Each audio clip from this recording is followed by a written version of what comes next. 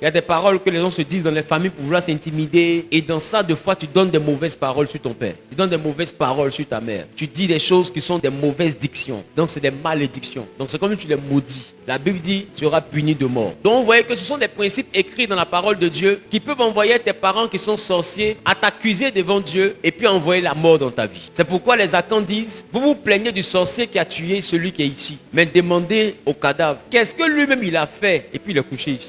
Je n'avais pas compris cette parabole, ce proverbe-là, jusqu'à ce que je devienne spirituel. À la réalité, ils sont en train de nous faire comprendre dans le village à Caen, chez les Datiers, que si le gars est couché ici, il y a forcément quelque chose qu'il a fait qui a donné l'autorisation au sorcier de le tuer. Donc on ne meurt pas par hasard, on meurt parce qu'il y a un incident. On meurt parce qu'il y a une infraction. On dit tu seras puni de mort si tu fais telle ou telle chose. Non, si tu ne veux pas mourir, ne fais pas. Je vous ai dit que lorsque Dieu parle de mort, il ne parle pas d'abord de morgue. Il ne parle pas d'abord de cadavre. Quand il parle de mort, il a dit à Adam et Ève, le jour où vous mangez, vous mourrez. C'est comme si dans notre entendement humain, on croirait que le fruit là était un poison. Dès que tu manges, c'est comme la bulle de caïman, tu tombes et puis tu meurs. Ben non, je vais vous expliquer ici avec beaucoup même d'humour, juste pour vous faire rire, mais en même temps pour que vous puissiez comprendre la complexité du langage et du vocabulaire de Dieu. Dieu dit, le jour où vous mangez, vous mourrez, mais le jour où ils ont mangé, ils ne sont pas morts, mais ils ont vu qu'ils étaient sans caleçon. Quand j'ai dit ça, on a ri, mais c'est le début de la mort là qui était là. Et plus tard, la mort va devenir, le sol est devenu aride.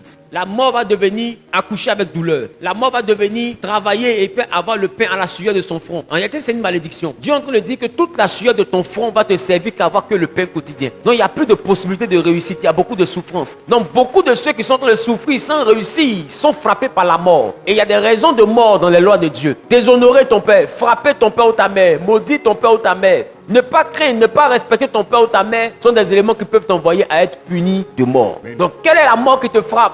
Et j'ai envie de te demander, qu'est-ce que tu as bien pu faire à ton père ou à ta mère qui a engendré cette mort? C'est la sorcellerie, oui, on est d'accord, mais tu as fait quoi pour que la sorcellerie entre dans ta vie? Parce que la Bible dit, ils te feront la guerre, mais ils ne te vaincront pas. Mais toi, si tu t'en fais la guerre, ils t'ont vaincu. Ta vie est anti-biblique.